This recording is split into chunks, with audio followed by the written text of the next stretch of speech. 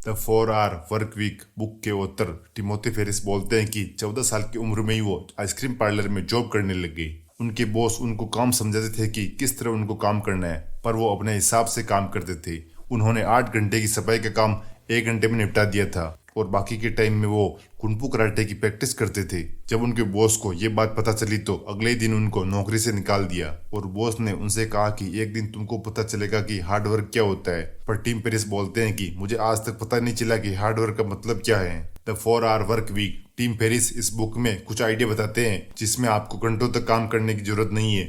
ये काम आप घर बैठे बैठे भी कर सकते हो। इसके लिए आपको ऑफिस जाने की जरूरत भी नहीं है। चलिए इस बुक के कुछ इंपॉर्टेंट लेसन देखते हैं। Lesson 1, the new rich. इस बुक में ऑथर ने बताया है कि ज्यादातर लोगों का सोचना यह है कि उन्हें 9 to 5 की जॉब करनी है और बहुत ही ज्यादा हार्ड वर्क करना है, अच्छी सैलरी लेकर कुछ पैसे सेव करके 60 की उम्र में रिटायर हो जाना है। उसके बाद वो अपनी लाइफ एंजॉय कर सकते हैं, मतलब उनको 60 की एज तक काम करना ही है। पर टीम ने इस बुक में एक नया तरीका बताया है। इसको उन्होंने द न्यू रिच का नाम दिया है। ये लोग रिटायर होने के लिए 60 की उम्र का वेट नहीं करते, ना ही अपनी जॉब पर डिपेंड रहते हैं। ये दुनिया के किसी भी कोने में बैठकर अपना बिजनेस चला सकते हैं। इन्हें बस एक लैपटॉप और वाईफाई की जरूरत होती है जिससे वो सारा काम घर बैठे बैठे कर सकते हैं और एक काम के साथ ट्रेवलिंग भी कर सकते हैं। जब 2007 में ये बुक पब्लिश हुई तो लोगों को ये आइडिया समझ में नहीं आया था, क्योंकि उस टाइम पर लोगों को टेक्नोलॉजी के बारे में जानकारी नहीं थी। पर आज के टाइम पर आप घर बैठे अपने ऑफिस का काम, फ्रीलांसिंग और बिजनेस को चला सकते हैं। एक और यूनिक वर्ड जिसका यूज टीम ने अपनी बुक में किया है वो है मिनी रिटायरमेंट। मिनी रिटायरमेंट का मतलब है रिटायरमेंट के लिए 60 की एज का इंतजार नहीं करना, अपने काम के साथ साथ बीच में टाइम निकाल के एंजॉय कर सकते हैं। टीम फेरिस बोलते हैं कि वो हर 2 महीने के काम के बाद ब्रेक लेना पसंद करते थे, नई नई लोकेशन पर घूमने जाते थे और वहां से नए नए बिजनेस आइडिया ऑब्जर्व करते थे, क्योंकि उनका बिजनेस उनके बिना भी चल रहा था। Lesson 2, absolute income versus relative income. Generally हम वेल्थ को पैसों से आंकते हैं। अगर किसी के पास ज्यादा पैसे हैं तो हम उसको ज्यादा रिच मानते हैं, पर यह हमेशा सच नहीं है। इसके अलावा भी कई फैक्टर हैं जो इस पर काम करते हैं, क्योंकि पैसों के साथ साथ आपके पास टाइम और फ्रीडम भी होनी चाहिए। चलिए एक एग्जांपल से समझते हैं। 2 दोस्त हैं, रोहन और अंकित। रोहन एक कंपनी में काम करता है, उसकी सैलरी 50,000 रुपए है।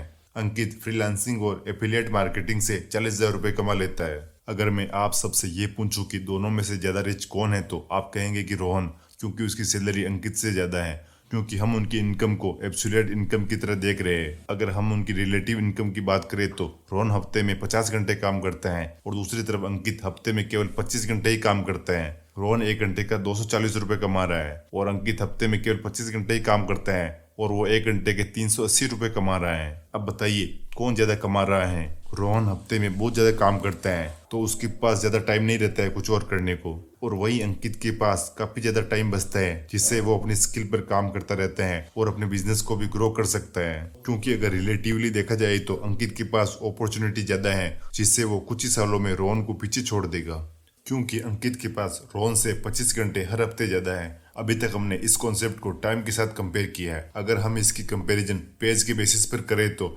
रोहन बड़ी सिटी में रहता है क्योंकि उसका ऑफिस बड़ी सिटी में है, जो कि उसके होम टाउन से काफी ज्यादा दूर है। इसीलिए वो बड़ी सिटी में है तो उसके खर्चे भी ज्यादा है। रोहन अच्छा कमाता है तो ऑफिस जाने के लिए कार का यूज करता है, जिसमें उसका डीजल और मेंटेनेंस का खर्च भी आता है। दूसरी तरफ अंकित अपना काम ऑनलाइन करता है तो वो अपना काम घर बैठे बैठे भी कर सकता है। रोहन के पास सेव करने के लिए ज्यादा पैसे बचते नहीं है। कमाता तो रोहन ज्यादा है, फिर भी अंकित के खर्चे कम है, इसलिए अंकित ज्यादा अमीर है।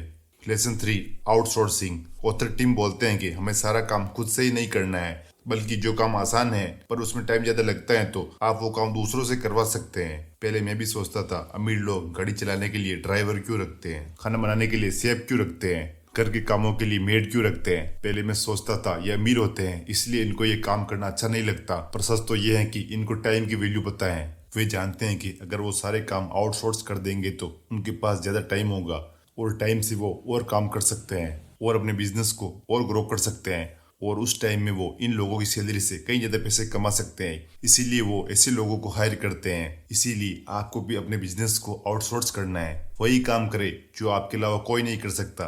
बाकी के सारे कामों को आपको ऑटोमेट कर देना है, जिससे आपके पास फ्री टाइम होगा और इस फ्री टाइम में आप काम भी कर सकते हैं और अपनी लाइफ एंजॉय भी कर सकते हैं। Lesson 4, be effective versus be efficiency. सबसे पहले हम इफेक्टिव और एफिशिएंस में डिफरेंस क्या है ये देखेंगे। इफेक्टिव का मतलब सही चीजें करनी है, हमें ये चूज करना है कि हमारे लिए कौन सी चीजें सही है।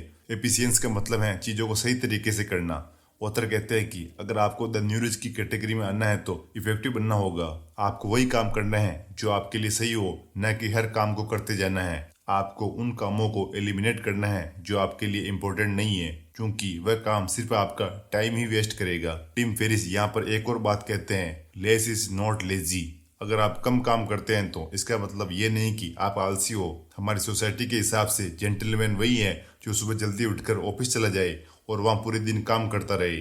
और अगर आप कम काम करते हो तो आप आलसी हो। ऑथर बोलते हैं कि हमें घंटों पर फोकस नहीं करना है, हमें प्रोडक्टिविटी पर ध्यान देना है। वो अपने खुद के एग्जाम्पल से बताते हैं कि जिस तरह उनकी पहली जॉब आइसक्रीम पार्लर में लगी थी तो वो सफाई का काम 8 घंटे की जगह 1 घंटे में ही निपटा देते थे और बाकी के फ्री टाइम में वो मैगजीन पढ़ते और कुंफू कराटे सीखते थे। उनके बॉस को लगता है कि वो आलसी है, इसीलिए उनके बॉस ने उनको नौकरी से निकाल दिया, जबकि टीम अपना काम सही तरीके से कर रहे थे। जरूरी नहीं कि आप पूरे दिन काम कर रहे हो तो आप प्रोडक्टिविटी काम कर रहे हो, पर बहुत सी बार आप अपना काम 4 घंटे में ही कर लोगे। पर दुनिया को यही लगता है कि जो लेट तक काम करता है वही जेंटलमैन है। Lesson 5, liberate. ये बुक का सबसे इम्पोर्टेंट लेसन है। अगर आप इसको मिस कर दोगे तो आपको वो वैल्यू नहीं मिलेगी इस वीडियो से जो मैं आपको देना चाहता हूँ। द 4 आवर वर्क वीक, जैसा इस बुक का नाम भी यही है, मतलब हफ्ते में केवल 4 घंटे ही काम करना है। हमको अपने काम को एलिमिनेट करना है। जो काम हमारे लिए इम्पोर्टेंट नहीं है उसको किसी दूसरे से कराना है, मतलब आउटसोर्स करना है।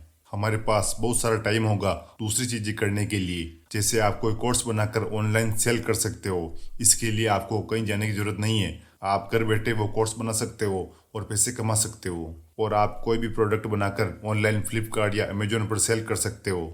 आप कहीं से सिंपल सी टी शर्ट खरीद कर उसे प्रिंट करवा कर ऑनलाइन सेल कर सकते हो। ये काम इतना आसान नहीं है, पर इसमें आपको एक बार मेहनत करनी है और आप पैसे कमाते रहोगे। और अगर आप इसमें सफल रहते हैं तो आप द न्यू रिच की कैटेगरी में शामिल हो जाएंगे। तो दोस्तों, ये थे टिमोथी फेरिस की book the 4 hour work week book के कुछ इंपॉर्टेंट लेसन। आज की वीडियो में बस इतना ही। उम्मीद है आपको वीडियो पसंद आई होगी। वीडियो को लाइक करें, चैनल को सब्सक्राइब करें। Thanks for watching.